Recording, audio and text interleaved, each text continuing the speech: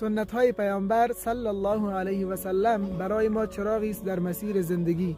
حفظ این سنت ها یعنی گام برداشتن در مسیر نبوت و هدایت. پیامبر بزرگوار اسلام صلی الله علیه و سلم فرمودند کسی که از سنت های من روی گردان شود از من نیست. امروز روز مبارک جمعه است و انجام دادن چند عمل از اهمیت خاصی برخوردار است، یعنی از سنت های پیامبر بزرگوار اسلام صلی الله علیه و سلم هست.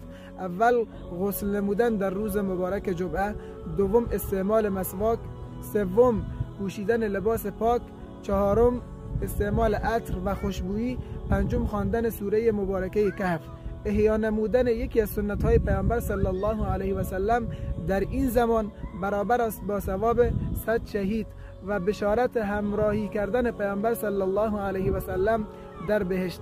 اگر خواستار چنین مقامی هستی پس این سنت ها را حتما امروز انجام بده.